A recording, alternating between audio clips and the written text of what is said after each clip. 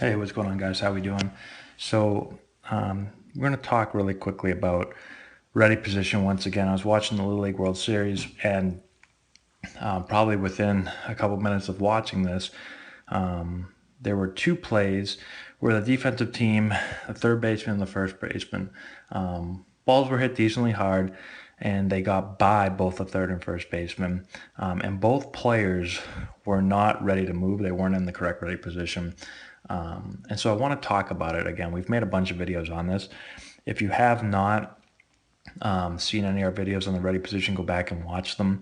We have one on Evan Longoria. We've got a bunch of them, so just type in ready position.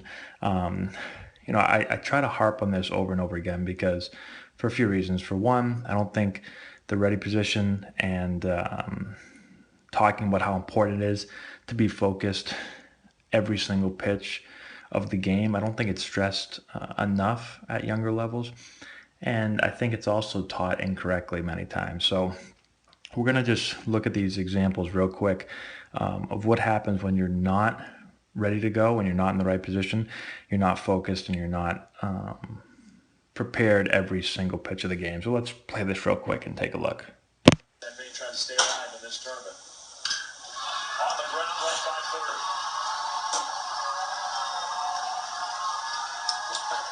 Chen scores 6-0.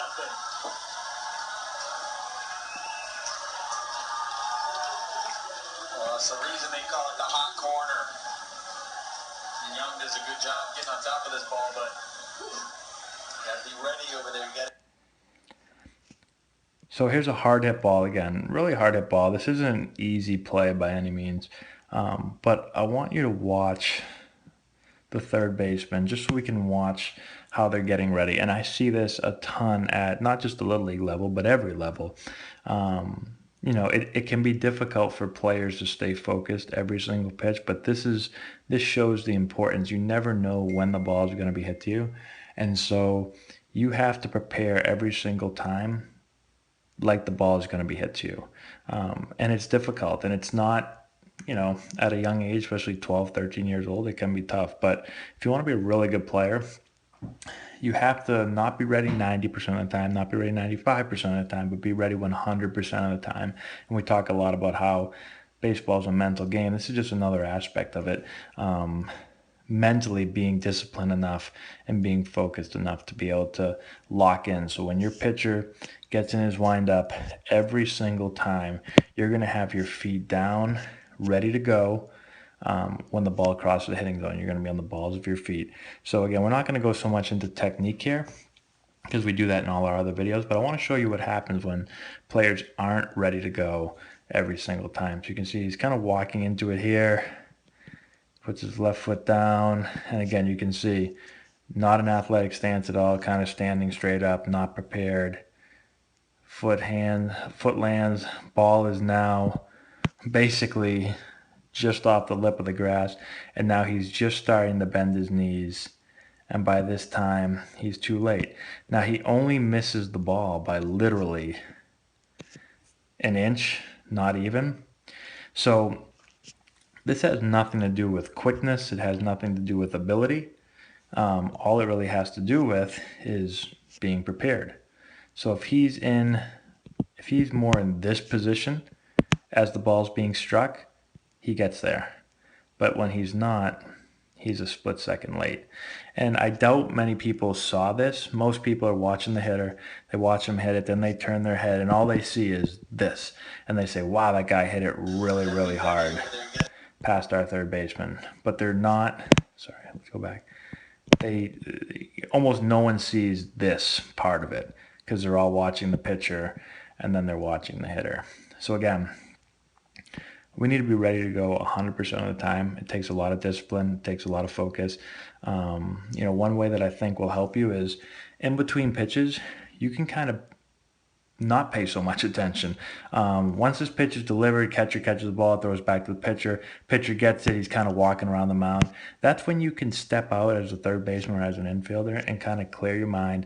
You don't have to be super locked in or super focused. But once the pitcher gets back on the rubber and he's taking a sign and he's getting ready to move, I talk about our circle as an infielder.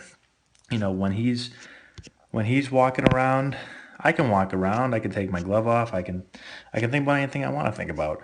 But once he gets back on the rubber and he gets ready to go, I need to then step into my circle. And every time I step in that circle, I'm locked in 100% on that pitch. And I'm ready to go. I'm getting my feet down and square on the balls of my feet as the ball's crossing the hitting zone, so that I'm able to make this play. Let's look at the first baseman a couple plays later. So now let's look a couple plays later as that inning continues. Now the score is 9-2, still 2 outs, and let's see what happens. Nice try. Well played ground ball into right field. A 2-out single. Whoa. Who's that? We've seen the little guys over here from Chinese Taipei. They may be little, but they swing the... Oh, look at this. I had a DVR conflict, NFL preseason, and Patriots All Access Cheerleader Special. I don't know why I recorded that, but anyways. So here we've got a few minutes later, first baseman. Now, first baseman does a little bit better job getting into position, and we've talked about in the past why I'm not a fan of this ready position right here, because 99% of balls that are hit are going to force you to go left, right, in, back, some direction other than just putting your glove straight down on the ground. But again, go back and check out our other videos. But what the first baseman does here, first of all, from this position, he can probably be even deeper and even be another step or two over here. He'll have plenty of time to get to first base. But for some reason, he's cheating to first. And I don't think he's cheating because he thinks the guy's going to hit a ball straight down the line, because a right-hander's rarely ever going to do that. But I think he's just worried about getting to the bag. And so you can see as basically the ball's coming here, you can see he's going to start to move this way. He takes this little hop here. Now he lands. Now he's got to go back. And again, he misses that ball by about a foot. So if he's first in probably a little bit better position, but secondly, if he's in this position right here on the balls of his feet as the ball's crossing the hitting zone, and he just reacts to what he sees, he makes that play easy. But instead, he's hopping towards first base and now can't get back to the ball.